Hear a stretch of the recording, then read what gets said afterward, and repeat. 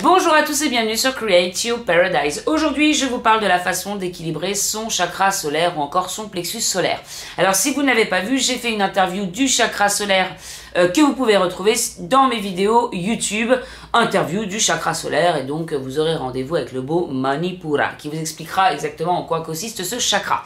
Mais je vous fais quand même un petit rappel, le chakra solaire, donc qui se situe juste en dessous de notre poitrine ou encore à deux doigts à peu près, ça dépend si vos doigts sont boudinés ou pas, au-dessus de votre nombril. C'est le centre des émotions, le centre de nos énergies, mais également du pouvoir personnel, de l'estime de soi, de la volonté, de l'individualité.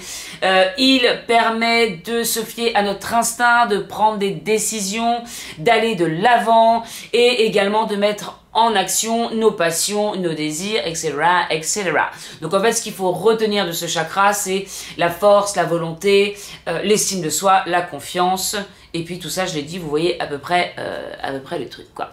Au niveau des déséquilibres, quand vous avez un déséquilibre de ce chakra, eh bien, vous pouvez avoir un manque de concentration, vous pouvez être indécis, inquiet, vous pouvez avoir du mal à avancer dans la vie, avoir du mal à agir. En gros, ce chakra, c'est le siège de votre volonté ou de votre impuissance. Et puis pareil, pour parler des déséquilibres de ce chakra, soit s'il est trop développé, vous allez être plutôt dominant, avoir tendance à dominer les autres, ou encore à vous positionner en victime s'il est complètement déséquilibré. Et puis, voilà.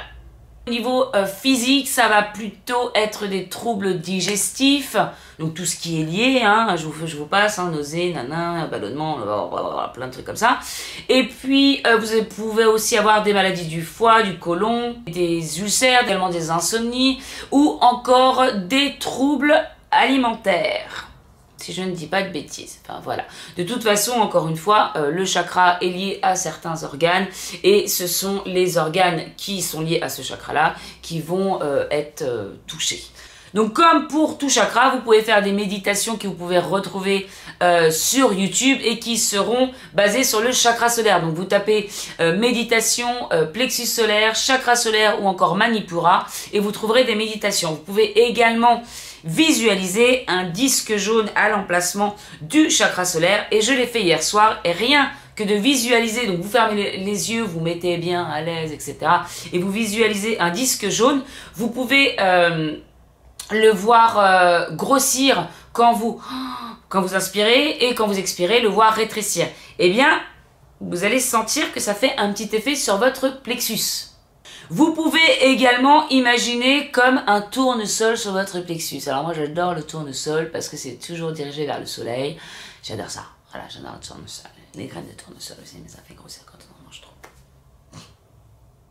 Au niveau de la nourriture, vous allez plutôt manger des aliments qui sont jaunes comme la banane, le maïs, l'ananas, les golden retriever.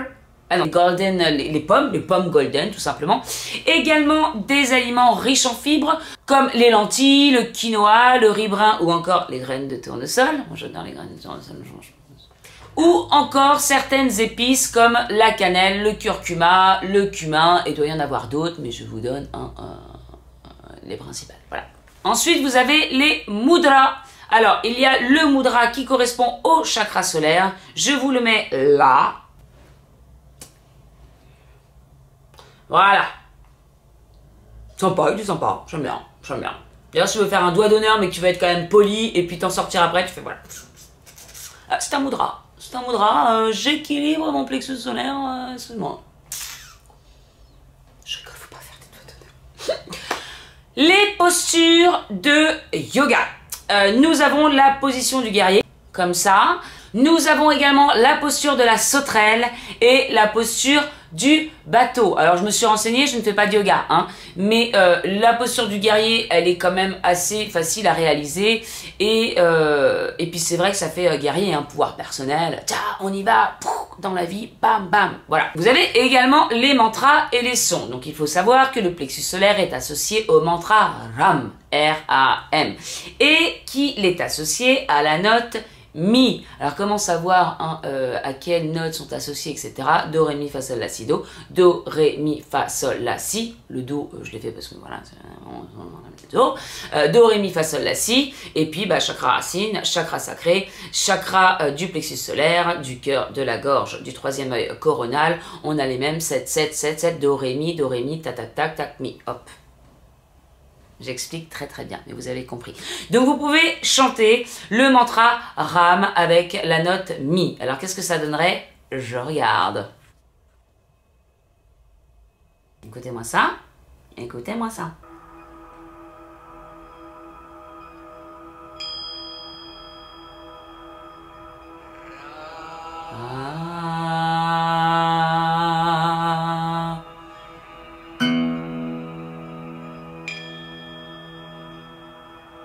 Super.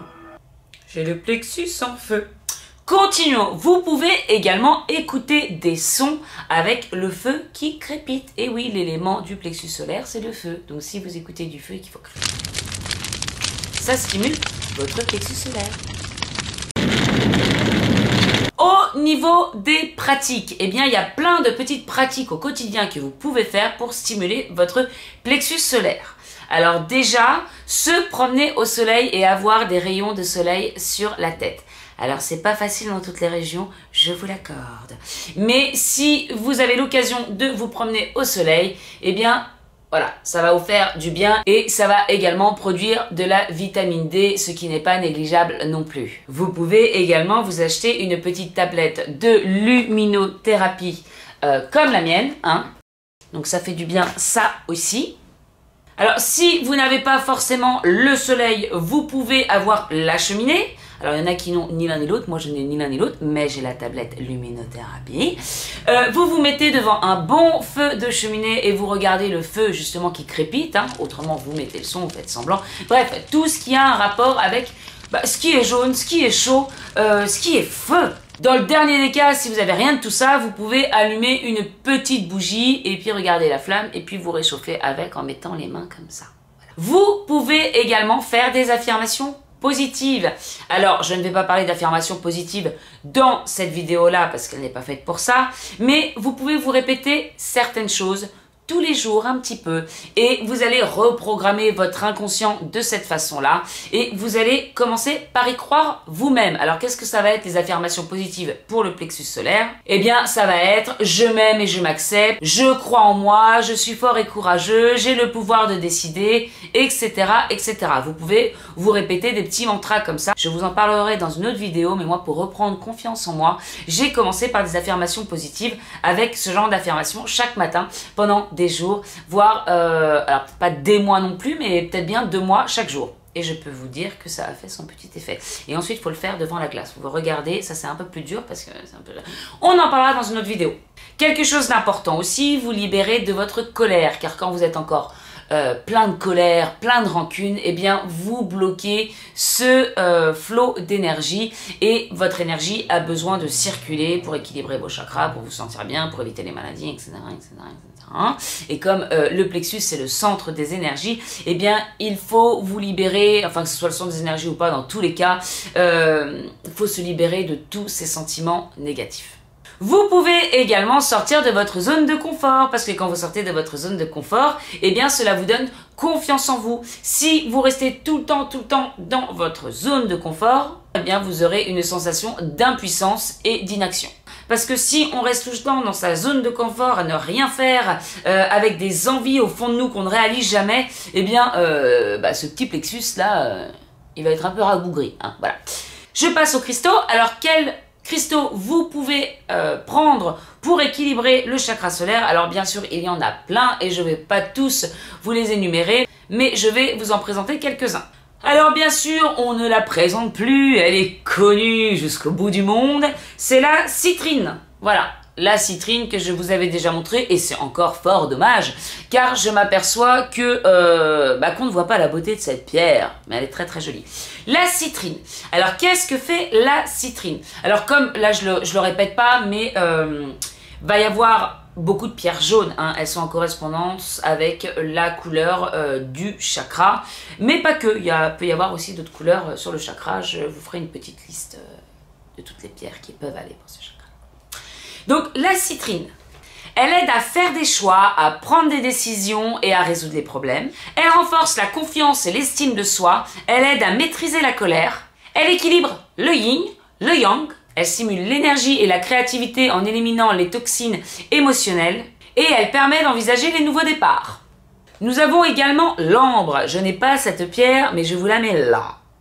L'ambre a une qualité protectrice. Elle purifie corps, âme et esprit. Elle améliore la mémoire, elle atténue la distraction, elle est apaisante, elle facilite la prise de décision. Elle a également la capacité à vous aider à réaliser vos rêves, vos objectifs, à repérer vos idéaux. Elle équilibre le yin et le yang et elle permet également de supprimer les blocages émotionnels ou les idées négatives.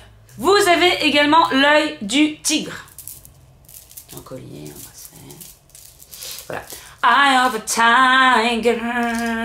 Donc cette pierre apporte courage, calme pour affronter les petits tracas de la vie. Elle éloigne la peur, l'intolérance, les pensées négatives, les préjugés. Elle favorise l'intuition. Elle équilibre également le yin et le yang ainsi que les deux hémisphères du cerveau. Elle stimule la volonté, elle permet de nous affirmer et elle réduit le stress pour plus de confiance en soi. Et bien entendu, c'est également une pierre de protection. Concernant les autres pierres, eh bien, je vous mets une petite liste ici. Ce sera plus simple. Ding, ding, ding, ding, ding, ding, ding, ding. Et puis, j'ai envie de dire, c'est tout, c'est tout. Je vous souhaite un super bon équilibrage. Équilibrage, équilibrement, équilibration. Je vous souhaite d'équilibrer votre chakra solaire comme vous le souhaitez, afin qu'il tournoie magnifiquement bien avec plein de couleurs jaunes. Vous pouvez imaginer ça aussi quand vous faites un petit nettoyage de vos chakras. Je vous dis à très bientôt pour une prochaine vidéo. Je vous ferai la vidéo pour équilibrer le chakra du cœur, puisque c'est le prochain. N'hésitez pas à vous abonner à ma chaîne YouTube pour toujours plus de vidéos. Je vous fais de très gros bisous et je vous dis à très bientôt.